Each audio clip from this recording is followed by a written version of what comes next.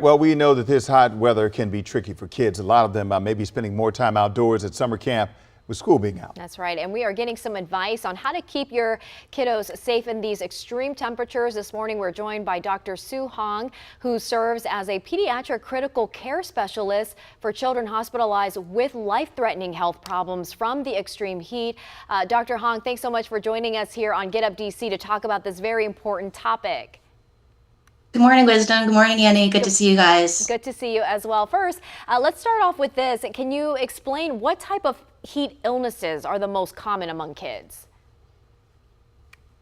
So heat illnesses can come across a different range. Obviously, you can have dehydration and muscle cramping, and that's some of the more mild symptoms. And that you can pretty much reverse as long as you stay hydrated, keep drinking, and rest.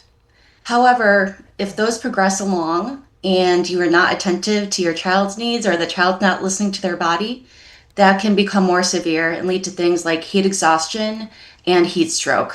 Now, what kind of signs should people be looking out for in these types of situations?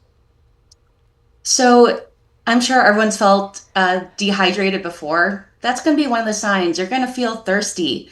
You're going to feel weak. You're going to feel dizzy when you stand up and when you move around. You're going to notice that you're not making as much urine as before. And you're going to feel not comfortable. You might be irritable. And when you're watching your children, because sometimes children can't tell you that they feel that way, you might notice that they're just cranky, that they don't want to get down and walk around, that they are just kind of laying around and not acting like themselves in their usual way. And so these would be signs that they're probably experiencing bad things from the heat. Can you talk a little bit more about the specific type of scenarios when a parent should seek out actual medical care? When should we take them to the hospital to see a doctor? So if a baby or a young child is experiencing any changes in how they're behaving, such as not really waking up, looking unconscious, if they're unsteady walking, if they're confused, these are medical emergencies. If they're vomiting and vomiting and vomiting and they can't get anything down, that is a medical emergency. And these children need to go to medical attention right away, even through calling 911.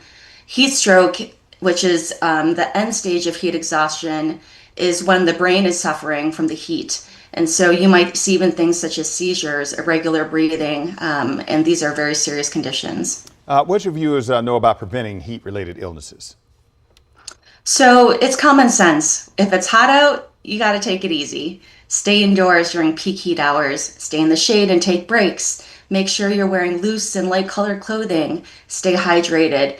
And it's not always to tell if a kid is staying hydrated, so try and encourage them to drink more than they usually do. And if their urine output, meaning how often they're going pee or how much they're peeing, is dropping down, you got to give them even more. And if their urine's looking dark, that could be another sign that they're getting dehydrated. All right, Dr. Hong, thank you very much. We appreciate the information and the warnings there. Have a great one.